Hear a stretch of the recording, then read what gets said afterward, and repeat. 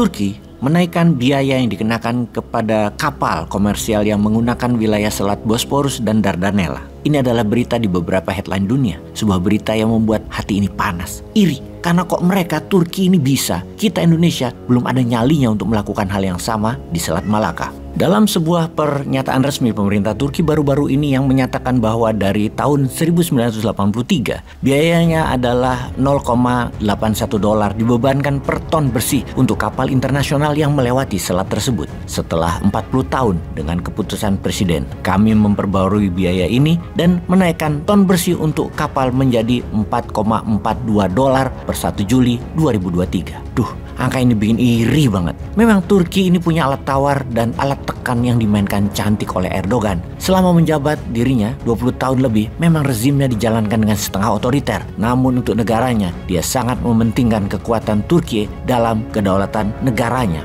Dia bisa memanfaatkan kekuatan Turki atas Selat Bosporus dan Dardanella, di mana menurut Konvensi Montreux yang ditandatangani di tahun 1936, Turki memiliki hak untuk menuntut biaya mercusuar, biaya penyelamatan, dan medis dari kapal yang melewati Selat Bosporus dan memasuki dan meninggalkan Dardanella. Pada saat itu, perhitungan dilakukan atas mata uang umum, Germinal franc, yang dinilai oleh PBB sebagai franc emas kira-kira. Pada tahun 1936, 1 franc setara dengan 0,29 gram emas murni. Ketika franc Jerman tidak lagi beredar, pembiayaan mulai dilakukan dengan dolar Amerika berdasarkan nilai tukar lira Turki. Tetapi nilai 1 franc masih dipertahankan sebagai 0,29 gram emas murni, terlepas dari nilai mata uang Turki saat itu. Pada tahun 1983, Turki ditekan dunia pakai dolar dan melepas patokan emasnya. Dan sekarang Turki menunjukkan kedikdayaannya, di mana kapal dengan tonase bersih 10.000 ton membayar total $3.240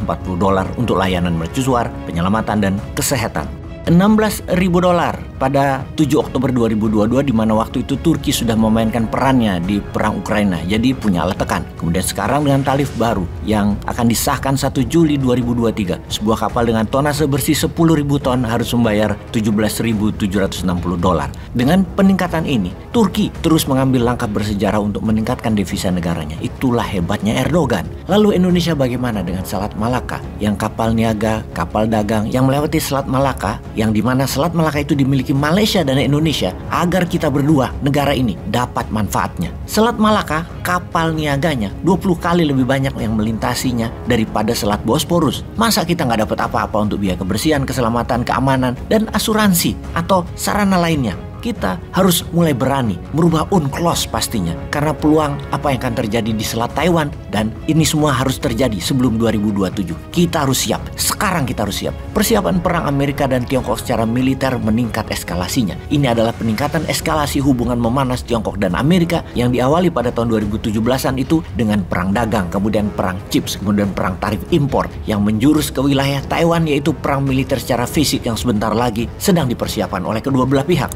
Sudahkah Indonesia siap untuk mengantisipasi, memanfaatkan peluang tersebut? Kita semua tahu dalam sebuah sejarah bahwa dalam Gold Rush di tahun 1849 kala itu, di mana 1 juta lebih warga Amerika pindah dari sisi timur Amerika ke sisi barat dengan sebutan kala itu adalah Go West atau pindah ke barat, karena didapati sumber emas di California, sisi barat Amerika. Maka pameo tersebut mengatakan orang yang kaya itu bukan penambang emas yang menemukan emas, bukan, namun penjual dan pabrik sekop lah yang untung terbesar. Sekop itu dibeli oleh mereka yang dapat emas, yang nggak dapat emas juga beli, di mana hanya 5% yang dapat emas dan hanya 0,1% yang jadi milioner. Namun pabrik dan penjual skop menjadi milioner terlebih dahulu dan stabil mendapatkan income tersebut. Amerika dan Tiongkok bisa dikatakan gold digger saat ini. Namun Indonesia harus jadi Turkinya ASEAN, Turkinya Selat Malaka. Kemudian secara dagang Indonesia harus jadi pembuat dan penjual skopnya. Indonesia tahu nggak skopnya selain Selat Malaka? Alat tawar diplomasi dan komoditas lainnya sebagai alat tekan. Banyak loh selain skop. Gold digger itu juga perlu bom. Peace.